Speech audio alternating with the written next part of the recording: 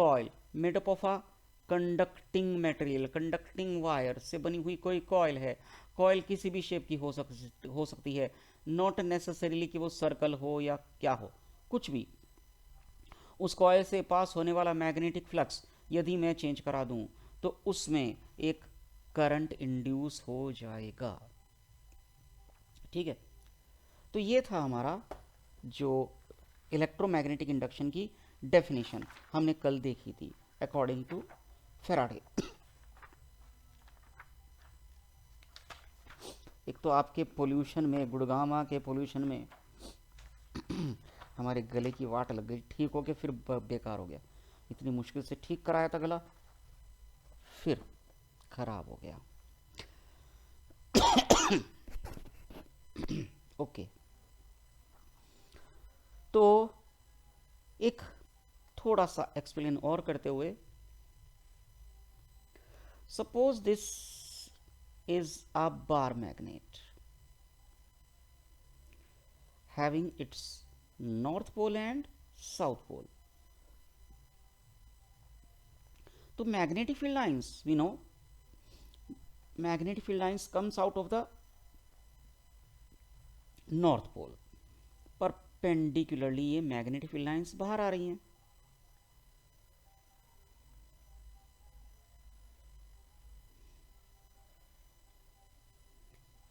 बाहर आकर ऐसे फैल जाएंगी। Okay, now we take a coil made up of a conducting wire,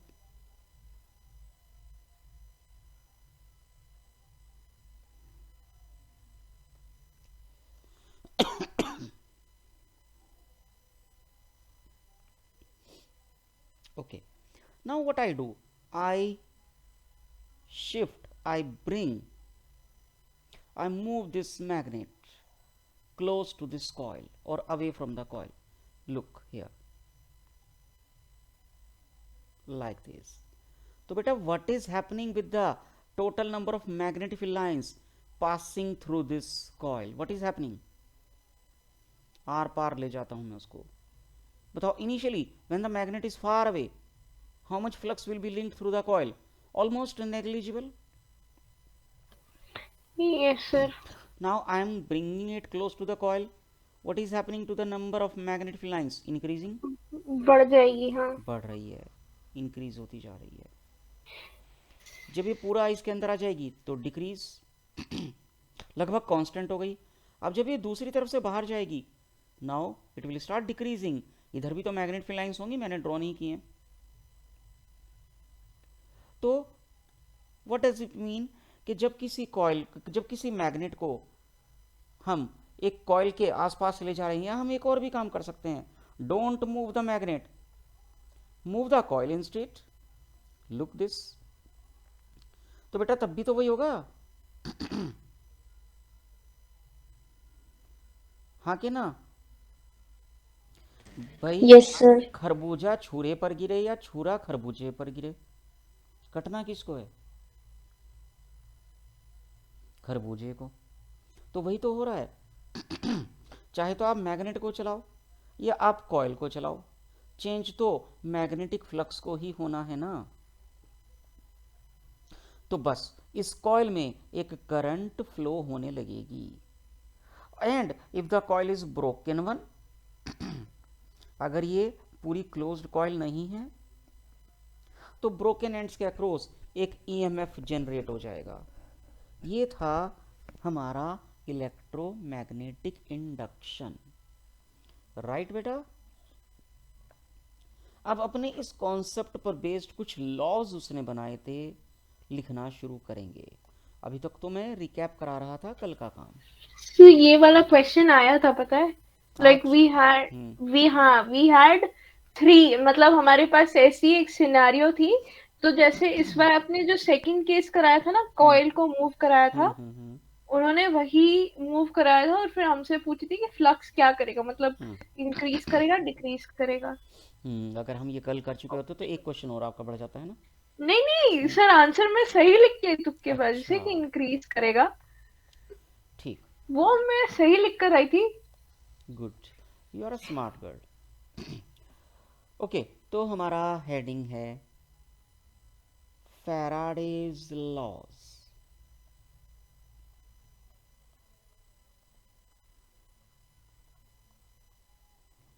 of electromagnetic induction.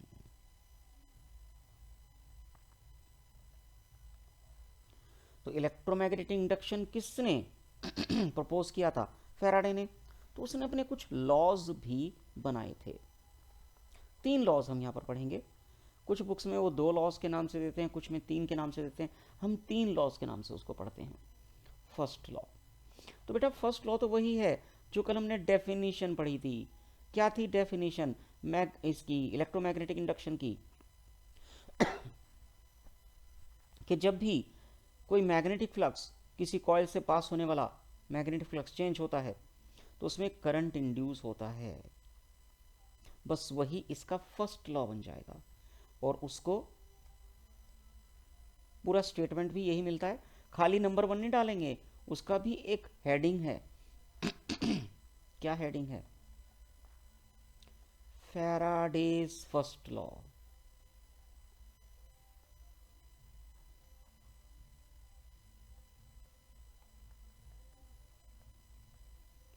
तो खाली नंबर 1 नहीं लिखते, प्रॉपर हेडिंग के साथ चलते हैं। Faraday's first law of electromagnetic induction. और ये क्या कहता है?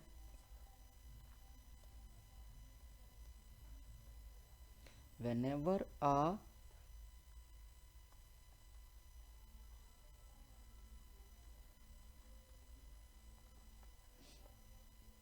magnetic flux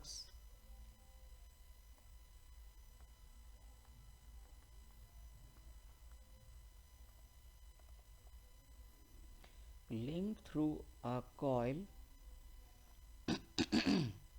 made up of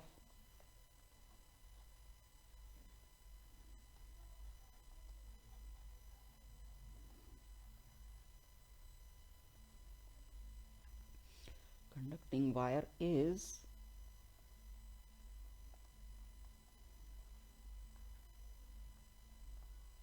allowed to change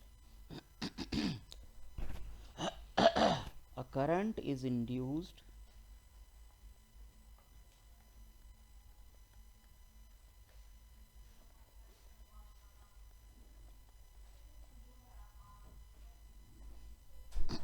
in that coil। तो वही सेम जो कल हमने लिखा था रिपीट करना पड़ेगा। Faraday's second law.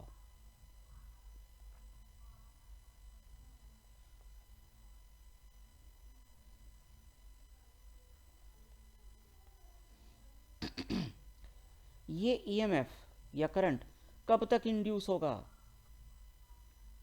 जब तक फ्लक्स चेंज होता रहेगा।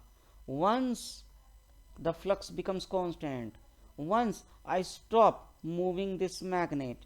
मान लीजिए मैं मैग्नेट को ला रहा था, लाते लाते और मैं रुक गया, तो what will happen to the current induced? Suddenly it will drop to zero. What will happen to the EMF induced? Suddenly it will drop to zero. तो करंट या ईएमएफ के कॉन्टिन्यूसली इंड्यूस होने के लिए जरूरी है कि फ्लक्स भी कॉन्टिन्यूसली चेंज होते जाना चाहिए। वंस दे बिकम कांस्टेंट, जैसे ही फ्लक्स कांस्टेंट बनेगा तो ईएमएफ या करंट जो इंड्यूस हो रहे हैं they will drop to zero. चलिए लिखते हैं सेकंड लॉ को।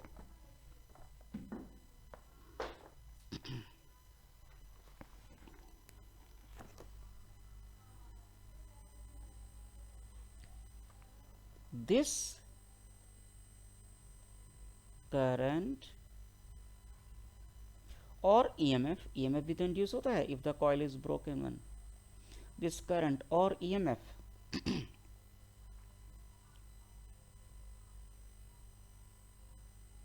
keeps induce होते रहता है।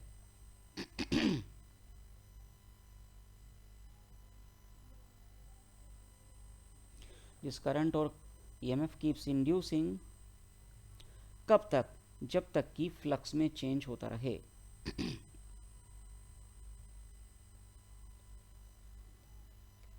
टिल ओनली द फ्लक्स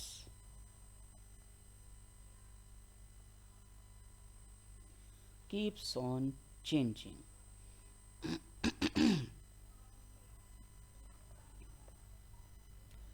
हो गया बेटा सेकंड लॉ?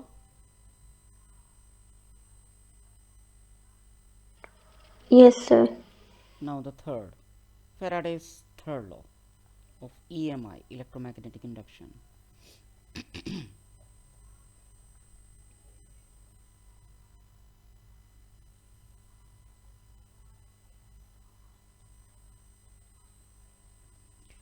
अब मैं आपको बताता हूँ, मैं बोल रहा था ना कि कुछ लिटरेचर्स में केवल ये दो लॉज के नाम से आते हैं।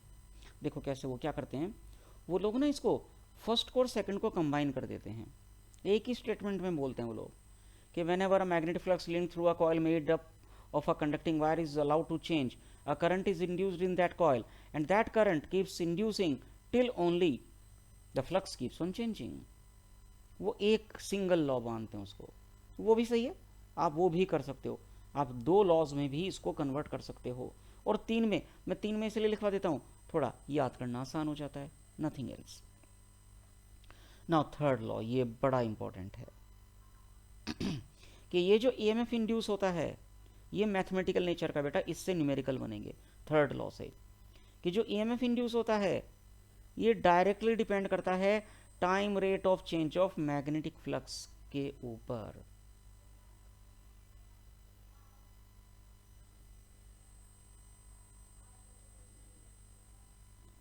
The EMF induced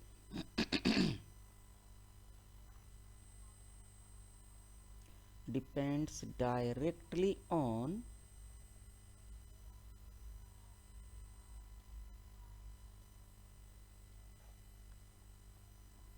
the time rate of change of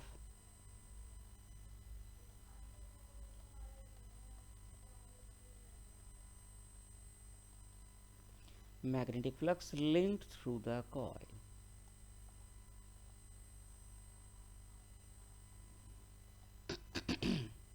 means EMF induce का बेटा हम सिंबल याद रखना, we will use epsilon. Epsilon जो परमिटिविटी होता था ना फर्स्ट यूनिट में, हम ईएमएफ इंड्यूस्ड के लिए एप्सिलॉन यूज करेंगे और कई बार हम ई, स्मॉल ई भी यूज कर सकते हैं, लेकिन हम एक ही चीज़ की प्रैक्टिस करेंगे, हम एप्सिलॉन ही यूज करेंगे। हाँ, एग्जामिनेशन पेपर वगैरह में वो अगर चेंज करके दे, स्मॉल ई दे, तो आप याद रखना कि स्मॉल ई भी यूज हो सकता है। I am using only epsilon.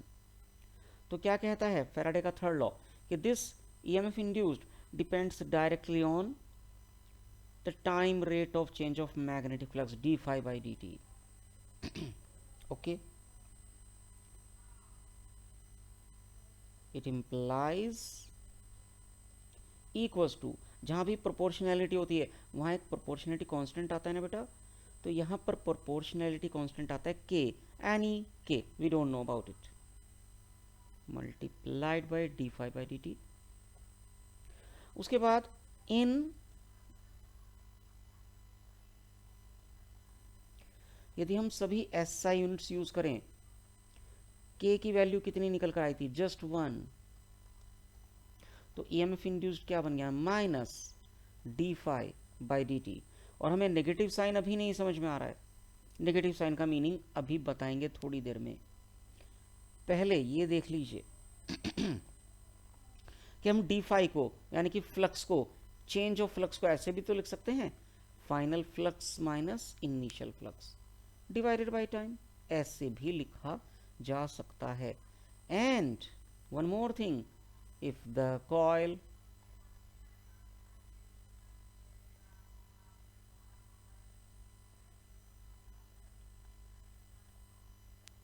If the coil is having n turns, तो बेटा एक और चेंज आएगा, minus n times of D phi by D T भी लिख सकते हैं, या minus n times phi two minus phi one by T भी लिख सकते हैं। Anything left? No sir. वानी, मुस्कान, साशा, कंप्लीटेड?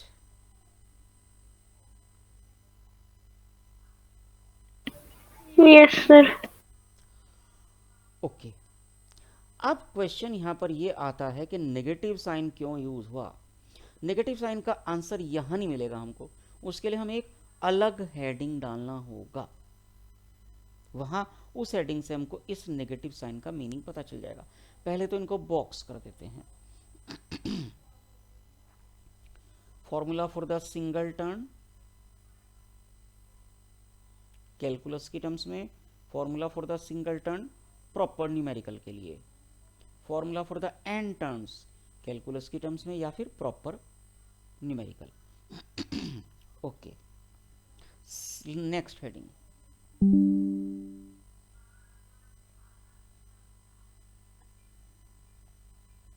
लेंज़ेज लॉ। ये लॉ बड़ा परेशान करता है, छोटा सा है लेकिन एक चींटी ही तो हाथी को परेशान करती है ना, बस वही है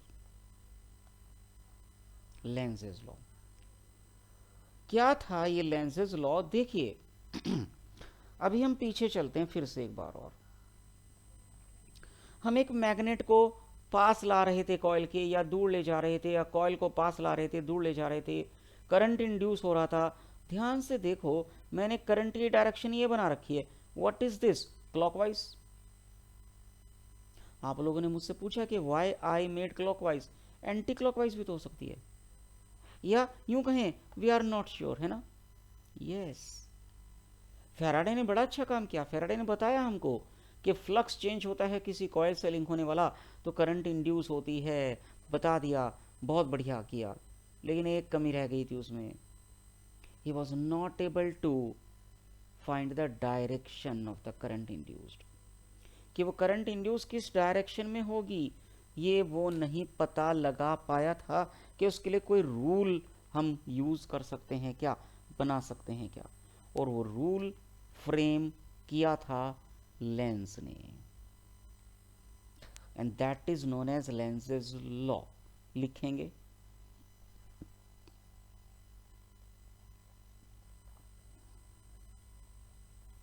this law is the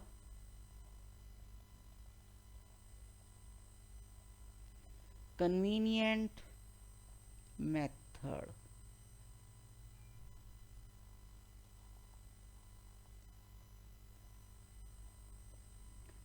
to find the direction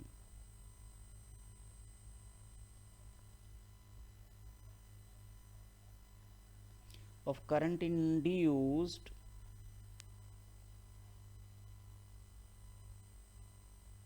in a coil.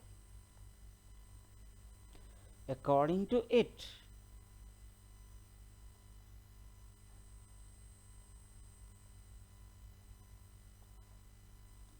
क्या कहता है ये लॉ, कि जो करंट या ईएमएफ इंड्यूस होती है किसी कॉइल में, उसकी डायरेक्शन हमेशा इस तरह से होती है कि वो अपने ही रीजन्स को अपोज करती है।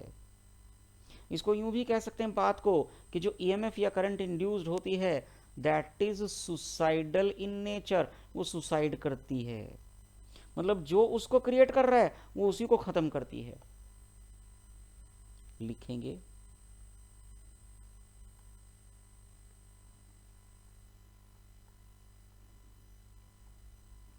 The direction of current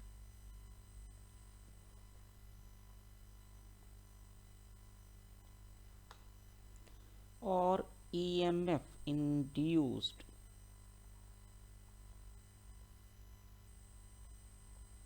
in a coil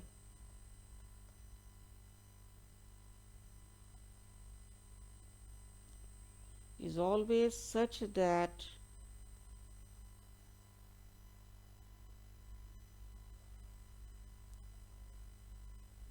it opposes the reasons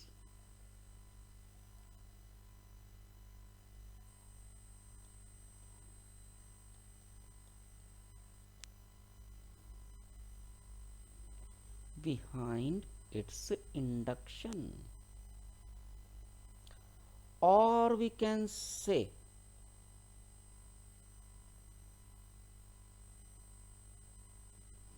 what we can say induced EMF. Sir वो मुस्कान का मैसेज आया, उसका नेट इशू हो रहा है.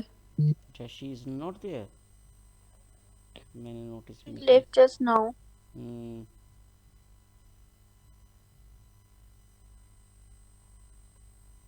तो कनेक्ट हो ही नहीं पा रहा है.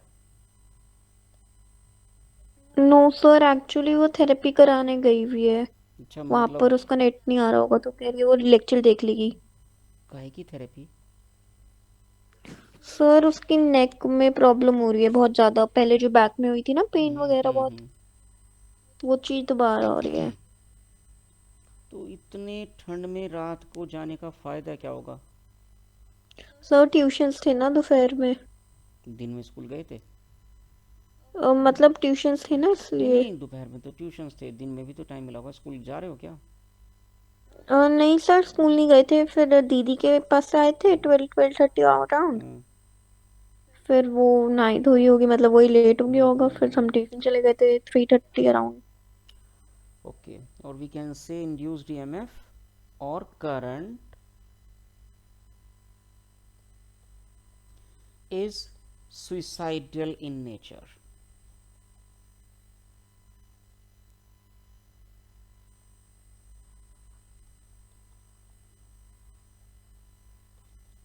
ठीक है बेटा, इसका कोई रीजन नहीं है. ये क्यों लेंस ने पता लगाया? उसने तो अपने एक्सपेरिमेंट्स कर करके पता लगाया. उसने बहुत सारे एक्सपेरिमेंट किए और पाया कि हाँ भैया, ये तो हर बार उल्टा ही आ रहा है, डायरेक्शन अपोजिट ही आ रही है. तो उसने उसको एक रूल बना दिया. इसका कोई रीज़न नहीं था. हाँ, अब इसकी हेल्प से हम फैराडे के कुछ एक्सपेरिमेंट्स को देखेंगे और उसमें करंट इंड्यूस की डायरेक्शन को पता लगाएंगे. और ऐसा क्वेश्चन बोर्ड में हर बार आता है कि वो कहीं कोई आपको फ्लक्स चेंज करके दिखाएगा, and due to that change in the flux he will ask about the direction of current induced. ये हमेशा ही इस तरह के क्वेश्चंस आते रहते हैं. सर ये तो आज भी आया था. आज भी था ये वाला भी? हाँ आज था. 3 मार्क्स में था ये.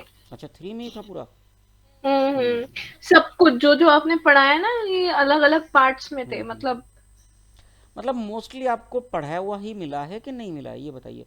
आप कर पाए सर, हैं या नहीं कर पाए, दैट इज अदर थिंग. ज्यादातर ना इस बार उन्होंने ईएम वेव्स और ये जो हमारी लास्ट वाला चैप्टर याद है जिसमें हमने सिर्फ 3 बच्चों ने अटेंड करी थी, मतलब मैंने, नरेश ने और उन्होंने, उसने जो हमारे लास्ट वाला इलेक्ट्रॉनिक बचा डिवाइसेस था. वगैरह का भी था हाँ, काफी. वो PN junction diode and all that, ज्यादा उसमें से आए थे.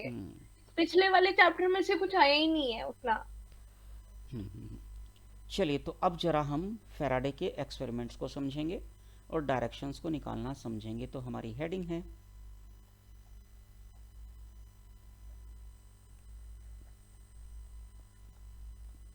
Faraday's experiments.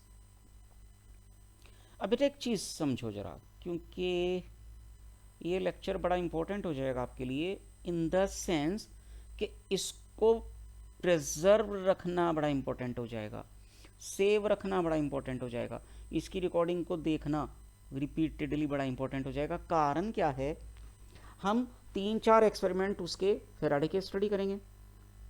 उन एक्सपेरिमेंट्स में हम करंट इंड्यूस की डायरेक्शन फाइंड आउट करेंगे, लेकिन डायरेक्शन हमने निकाली कैसे है वो लिखवाऊंगा नहीं, क्योंकि वो एग्जाम में भी लिखने के लिए नहीं आता. 1 मार्क में आता है केवल एक एक्सपेरिमेंट का डायग्राम बनाकर दे देते हैं वो आपको, और पूछते हैं what will be the direction of current induced. तो आपको केवल क्या लिखना होता है, अकॉर्डिंग टू लेंजेज लॉ, ये तो लिखना होता है, या Lenz's rule, according to Lenz's law और Lenz's rule the direction of current induced is वगैरह वगैरह. बस इतना करना होता है. No explanation will be required. तो वो एक्सप्लेनेशन हम लिखवाएंगे भी नहीं, बहुत लेंदी हो जाएगा, नहीं तो बहुत फालतू का लिखना होता है. आप भी थक जाओगे, मैं भी थक जाऊंगा. केवल आप वर्बली उसको समझेंगे. अब लेकिन ऑब्वियस सी बात है, आप फिर भूल जाएंगे कुछ दिन बाद, तो फिर आपके ये रिकॉर्डिंग काम में आएगी अगेन एंड अगेन. तो चलिए शुरू करते हैं पहला experiment.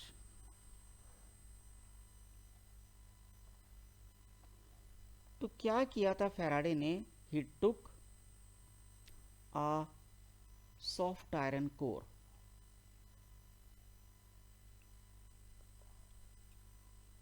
over it he wound a coil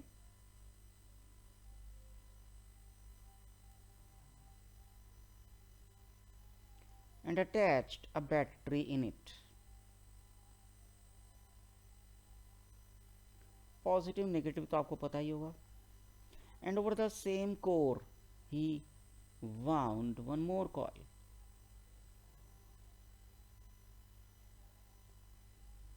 which was having only a galvanometer attached with it. Named the galvanometer as XY. उसके बाद क्या किया? इसको स्विच ऑन किया, जस्ट स्विच ऑन किया। जैसे ही स्विच ऑन किया तो गैल्वेनोमीटर की निडल में थोड़ी सी हरकत हुई। बहुत ही स्मॉल ड्यूरेशन ऑफ टाइम के लिए गैल्वेनोमीटर की निडल जैसे ब्लिंक ऑफ आई, उससे भी कम टाइम के लिए अगर ऐसे है बीचों बीच तो हल्की सी ऐसे गई और फिर वापस आ गई। जब स्विच ऑफ करेंगे फिर से हरकत होगी, बट इन अपोजिट डायरेक्शन। ऐसा क्यों हुआ समझेंगे जरा। देखो बेटा, इनिशियली जब ये स्विच ऑफ है तो how much is the current in this primary coil? We name it primary and the secondary. तो how much was the current in the primary coil? 0।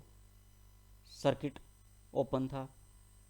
अब जैसे आप करंट स्विच ऑन करोगे, मतलब सर इसको switch on करोगे तो current इसमें फ्लो होने लगेगी। और देखो करंट पॉजिटिव से निकलते हैं तो नहीं, ये ऊपर गई और फिर इधर जो वायर का सेगमेंट कोर के पीछे से आ रहा है उसमें से नीचे उतरी, फिर ऊपर, फिर ऊपर, फिर ऊपर, फिर ऊपर, और इधर अल्टीमेटली नीचे, और ये ऐसे। तो करंट का क्या होगा? Now the current is increasing. तो बेटा करंट इंक्रीज हो रही है तो मैग्नेटिक फील्ड पता है हमको म्यू नॉट एन आई होती है। तो जब आई विल बी इंक्रीजिंग तो B will also be increasing. और फ्लक्स हमको पता है क्या होता है, बी इंटू ए। तो जब बी विल बी इंक्रीजिंग तो फ्लक्स विल बी इंक्रीजिंग। तो फ्लक्स चेंज हो रहा है। और बेटा सेम फ्लक्स सेकेंडरी कॉइल से भी तो लिंक होएगा, हाँ के ना? Yes sir.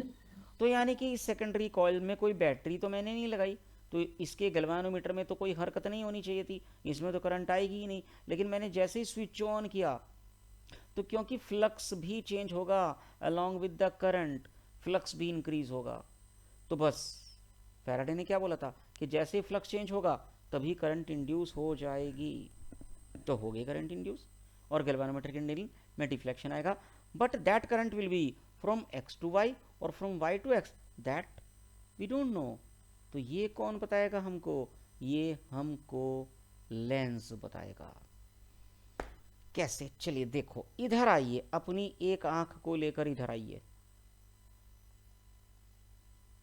इस साइड से ध्यान से देखो और बताओ ये जो प्राइमरी कॉइल का लेफ्ट एंड है इसमें करंट की डायरेक्शन क्लॉकवाइज है कि anti clockwise?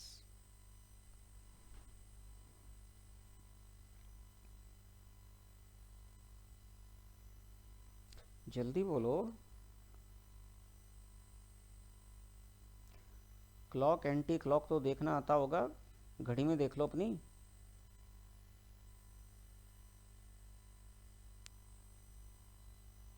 Not able to जज?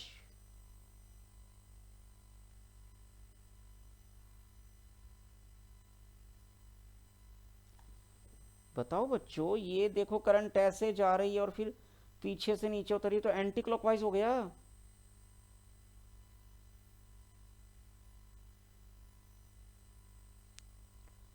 सर वो इधर से नहीं जा रही। बेटा इसको मैं कह रहा हूं, आप यहां से देख रहे हो, ये आपको आई दिख रही है? Yes sir. अब अगर मैं इसका ये फ्रंट व्यू बना दूं, ऐसे बना देते हैं, चलो। ये वायर गई और ये नीचे उतरी, ठीक? तो करंट ऐसे ऊपर जा रही है ना, ये वाली करंट मैंने ये बनाई। तो ये ऊपर जा रही है और फिर ऐसे नीचे उतर रही है। ओके सर, बेटा बताओ ये डायरेक्शन क्या है?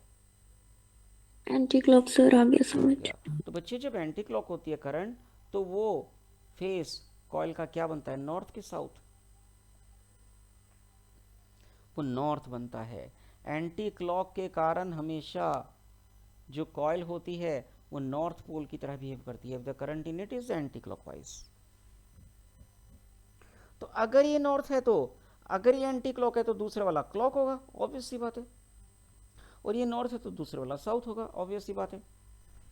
मतलब जैसे मैंने स्विच ऑन किया, दोबारा सुनना ध्यान से, as I switched on the current in the primary coil, what is happening? South polarity लिखना मत, कोई जरूरत नहीं है। साउथ पोलैरिटी ऑफ राइट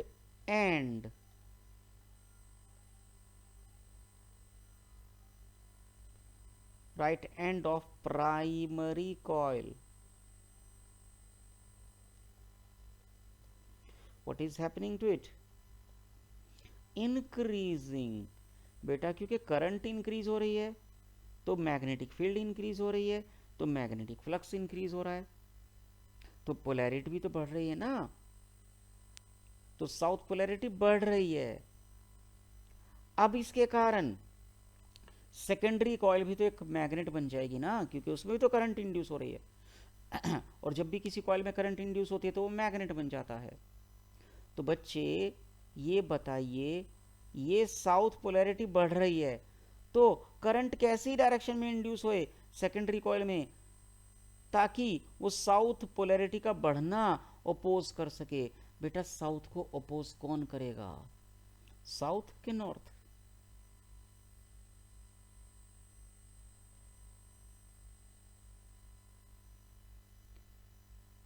क्या सर? बेटा साउथ को अपोज कौन करेगा, साउथ के नॉर्थ?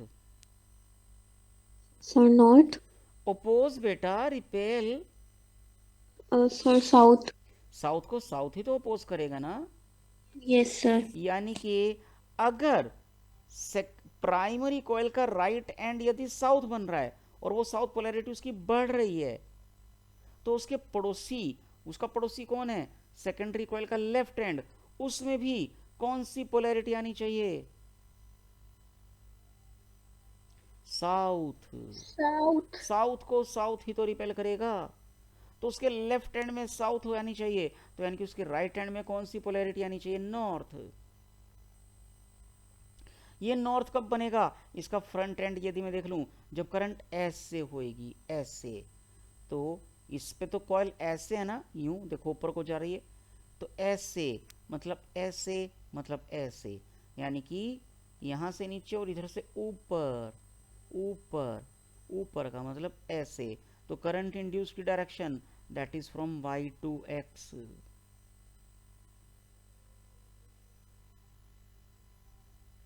आप कहेंगे कि हमको बिल्कुल भी नहीं समझ में आया, तो मैं गुस्सा नहीं करूंगा। आ गया सर।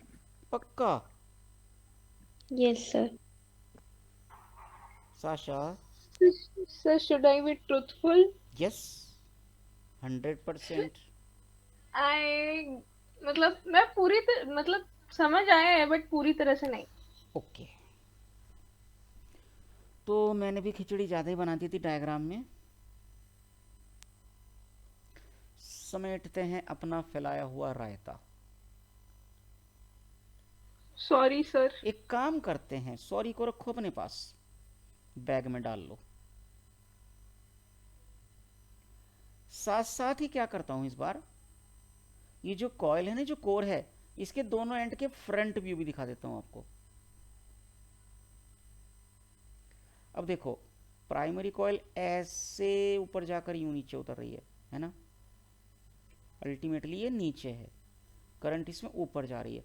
तो देखो इसके फ्रंट व्यू को भी देख लो, ऐसे ही इधर आ जाइए सेकेंडरी कॉइल में,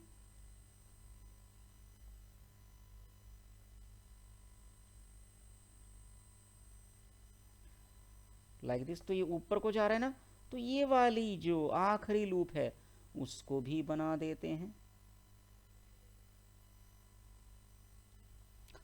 ओके, तो देखो ये करंट ऊपर चला ऊपर चला ऊपर चला तो फिर इधर से नीचे उतरा, तो यानी कि ये जो करंट है यहाँ ये बनेगा। दोनों को एनसर्कल कर दिया पहचान बनाने के लिए कि ये सेम है। तो ये ऊपर जा रहा है, फिर इधर जाएगा, फिर नीचे उतरेगा, तो ये क्या बना, क्लॉक के एंटी क्लॉक। साशा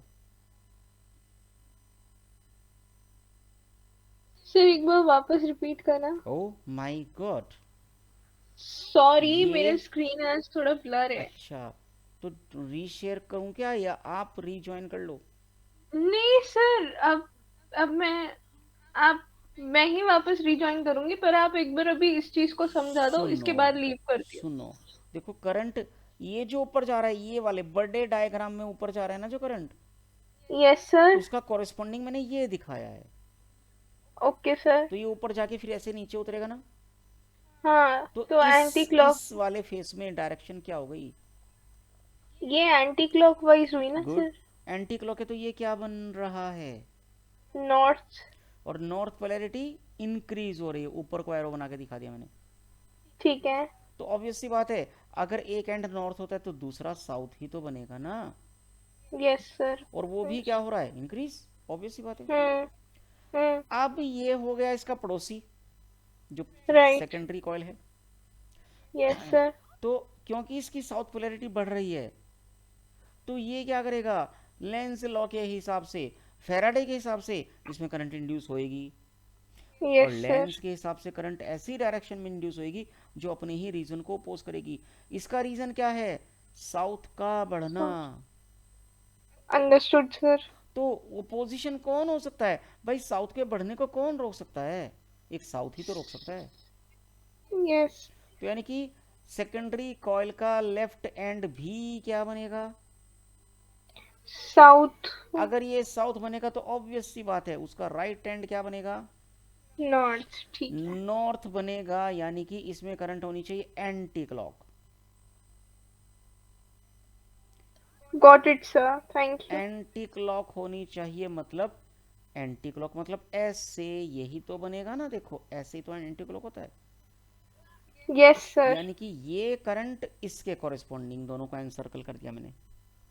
राइट तो सर। यहां जाएगी तो गैल्वेनोमीटर में कहां जाएगी, will it be from x to y और from y to x? X to y. O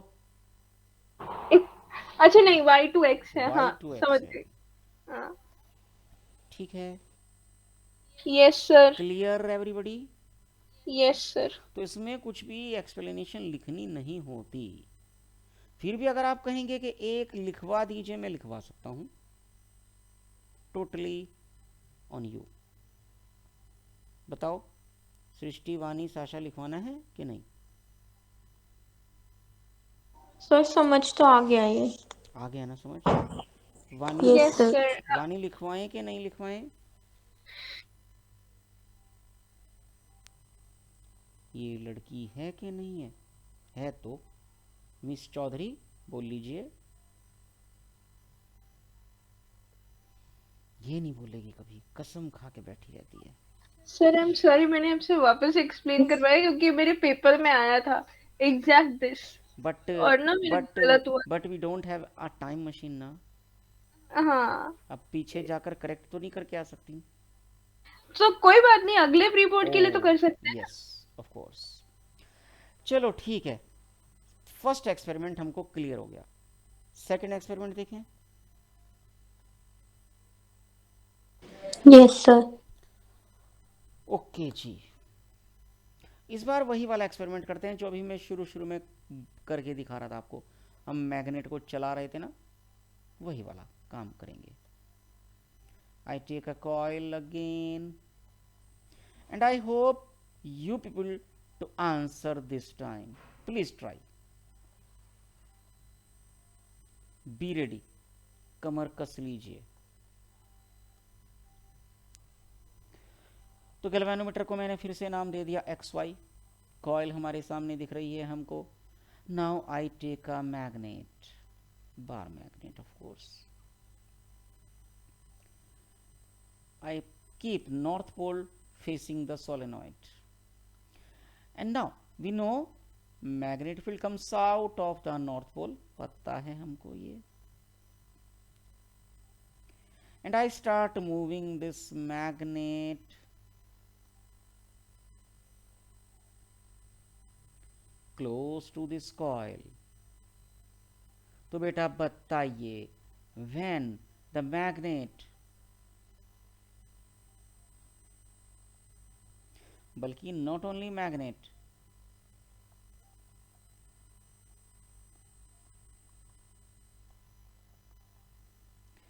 north pole of the magnet is being brought close to the coil.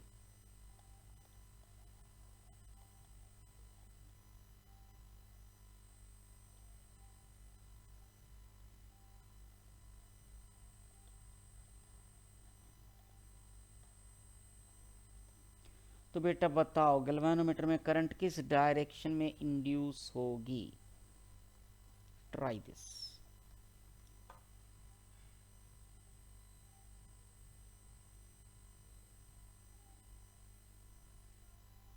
Sir clockwise. बेटा galvanometer में x to y या y to x की terms में answer देना बच्चे.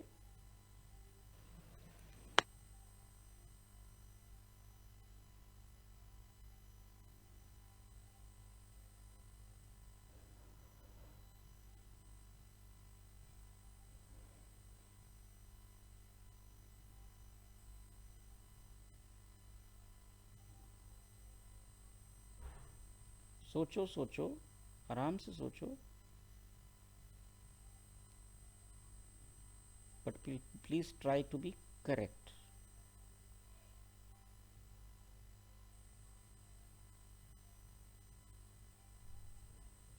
Any idea Sasha?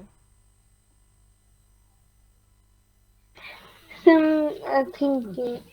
I think I am thinking. you are thinking. Thinko.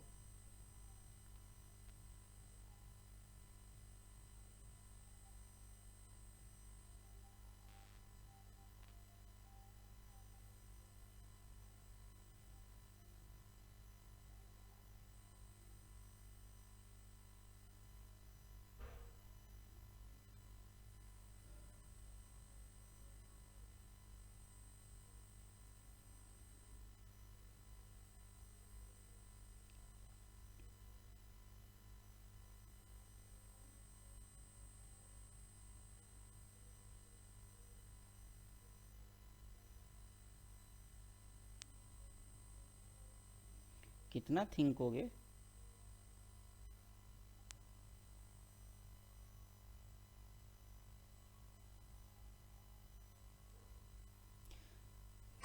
Sir आपने वो x Y के रिस्पेक्ट में क्या बोला था, मतलब? मेरे बच्चे आपको बताना है कि x टू y जाएगी करंट या y टू x जाएगी. Okay sir. तो बताओ. नहीं सोच पा रहे हैं ये. सुनो, सर वाई टू एक्स. मुझे भी देखना पड़ेगा. चलो देखेंगे कि वेदर यू आर करेक्ट और नॉट. सुनिए, हम नॉर्थ को पास ला रहे हैं तो डेफिनेटली फ्लक्स चेंज होगा तो करंट इंड्यूस होगा तो ये भी मैग्नेट बन जाएगा. ये मैग्नेट इस तरह से बनेगा ताकि ये नॉर्थ का अपने पास आना ओपोज करे. यस और नो? Yes sir. बेटा नॉर्थ के पास आने को कौन अपोज कर सकता है? North. और नॉट. खुद एक नॉर्थ. यानी कि मुझे पता चल गया कि इन मियाँ जी को क्या बनना है, नॉर्थ बनना है इनको. तो ये नॉर्थ कब बन सकते हैं? जब करंट इनमें एंटी क्लॉकवाइज हो. एंटी क्लॉकवाइज कैसे होती है? ऐसे, यानी कि इस सेगमेंट में ऊपर जाए और यहां से फिर नीचे उतरे. ऐसे ही ना? तो यहां ऊपर कब आएगी? जब x से y जाएगी. तो बेटा जी आपका आंसर गलत. That is from x to y.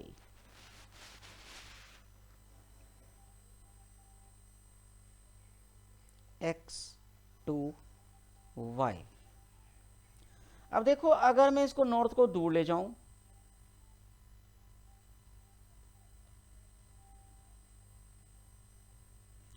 North is being taken away. अब बताओ बच्चे क्या होगा?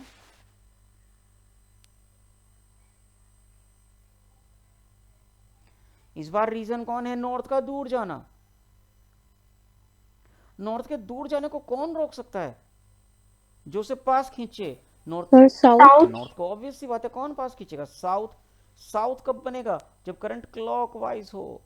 ऐसे कर्सर दिख रहा है मेरा घूमता हुआ? Yes sir. तो अगर ये ऐसे घूम रहा है तो यूं और नीचे, नीचे आ गया ऐसे, तो ऐसे तो ऐसे, ऐसे तो ऐसे, यानी कि ऐसे, मतलब y टू x।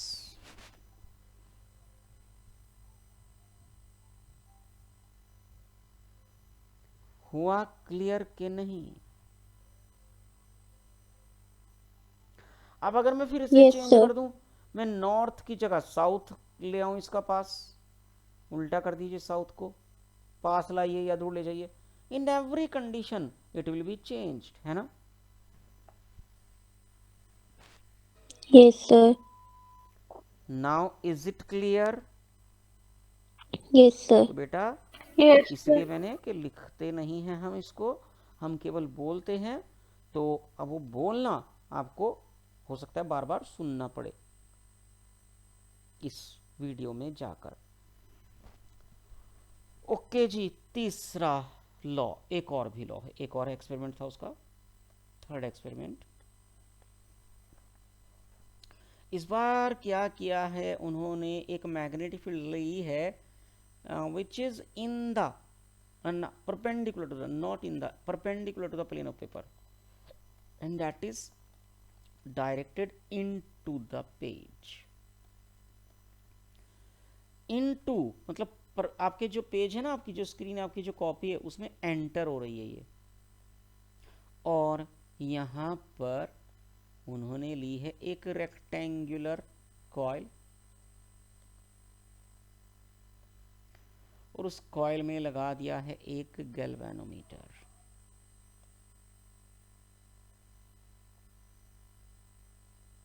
दिस, अब देखिए, बल्कि एक काम करते हैं, कॉइल को बाहर बनाते हैं, फिर एनिमेशन से अंदर लाएंगे उसको। I make it here.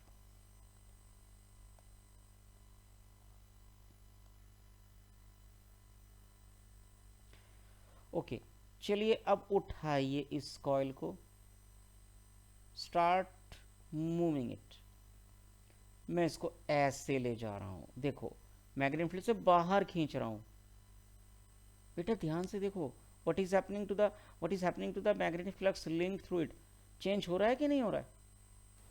Yes sir. Increasing क्या डिक्रीजिंग? ये पहले तो इंक्रीज कर रहा है, फिर धीरे धीरे डिक्रीज करता है। पहले जब इधर आया है ना, हाँ। पहले इंक्रीज किया, यस सर। फिर कांस्टेंट हो गया, यस सर। अब डिक्रीज हो रहा है। Yes sir. ओके, हम केवल ये वाली अब बात वाली हाफ मोशन देख रहे हैं, when it is decreasing, increasing को मत देखो। तो what is happening to the magnetic flux? Decreasing. Yes sir. और बेटा ये फ्लक्स है कैसा, इनवर्ड क्या आउटवर्ड?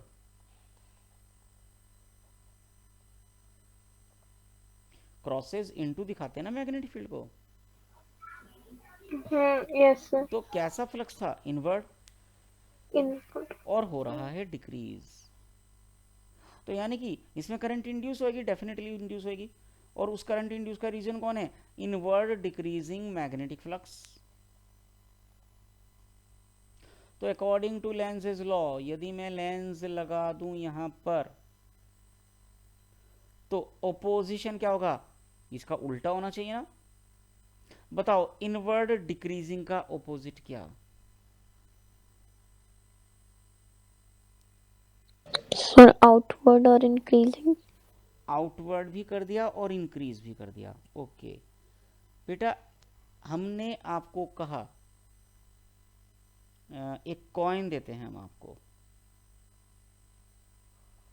ये हेड था, ये टेल था, हमने कहा इसको उल्टा कर दो, आपने इसे 2 बार उल्टा कर दिया, एक बार और एक बार, वो तो फिर सीधा ही नहीं हो गया। Yes sir. आपने उल्टा किया, ऑपोजिट किया इनवर्ड को, आपने कर दिया आउटवर्ड, डिक्रीजिंग को आपने कर दिया इंक्रीजिंग, तो यानी कि कोई फर्क नहीं पड़ा। तो बेटा एक वर्ड को चेंज करना है, ये सबसे इंपॉर्टेंट पॉइंट है, दोनों नहीं चेंज होंगे यहां।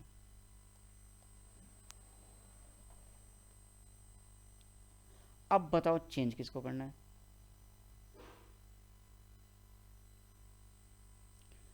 तो चेंज डिक्रीजिंग को करना है। बच्चे जब आप इस कॉइल को बाहर ले जाओगे तो इसमें करंट इंड्यूस होएगी ना, मतलब बढ़ेगी, तो उसके कारण मैग्नेटिक फील्ड भी इंड्यूस होएगी ना, मतलब बढ़ेगी। तो जो इंड्यूस्ड मैग्नेटिक फील्ड है, इंड्यूस हो रही है ना, तो वो कभी घट तो सकती ही नहीं है, वो तो इंक्रीज ही होएगी ना हमेशा। तो एक्चुअली इसका लेंस क्या बन जाएगा?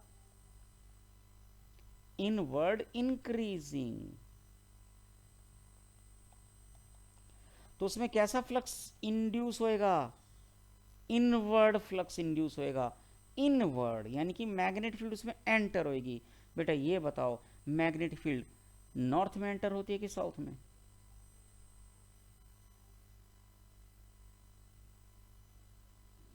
यार मैग्नेटिक फील्ड की डायरेक्शन तो रट लो ताकि सेकंड से भी पहले आंसर आ जाए मेरे पास।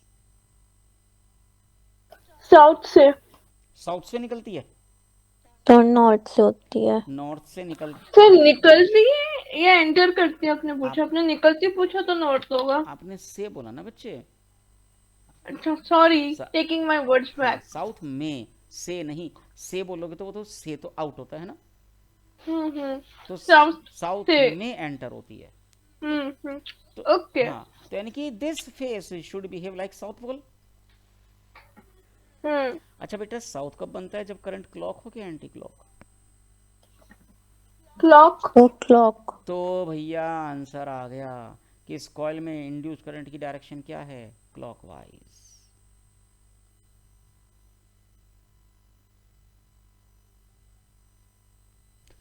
तो यानी कि देखो करंट इंड्यूस की डायरेक्शन चेंज हो गई। साशा जो अभी बता रही थी कि पहले इसमें फ्लक्स इंक्रीज हो रहा था, तो पहले जब आप इसको इधर एंटर करा रहे थे तब तो फ्लक्स इंक्रीज हो रहा था ना, और था लेकिन वो अभी भी इनवर्ड, तो तब क्या रीजन था? Inward increasing. तो इंक्रीजिंग तो ऑलरेडी है, अब ऑपोजिट किसका करूंगा? इनवर्ड वर्ड का मैं ऑपोजिट करूंगा, यानी कि बन जाएगा आउटवर्ड। आउटवर्ड किससे आता है? नॉर्थ से। नॉर्थ मतलब एंटी क्लॉक, यानी कि कॉइल को जब एंटर कराएंगे तो इसमें करंट किस डायरेक्शन में इंड्यूस होगा? Anti clock. और जब बाहर निकालेंगे तो वही करंट उल्टा हो जाएगा।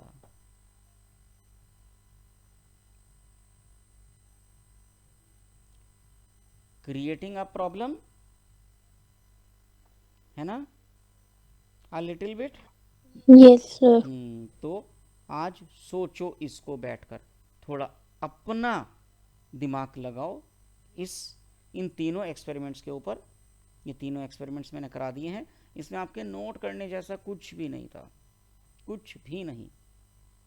एक काम करना, पढ़ना चाहते हो, डिटेलिंग अगर पढ़ना चाहते हो तो बुक में आप मेरी पढ़ सकते हो, जो मेरी बुकलेट है, लेकिन उससे भी कोई फ़ायदा नहीं होने वाला है। वीडियो को ही 1-2 बार और देख लेना तो ही कुछ आइडिया क्लियर हो सकता है, ठीक है? Otherwise okay sir. कल मैं फिर एक बार रिवाइज करता ही हूँ, मैं तो डेली। Okay sir. तो चलिए।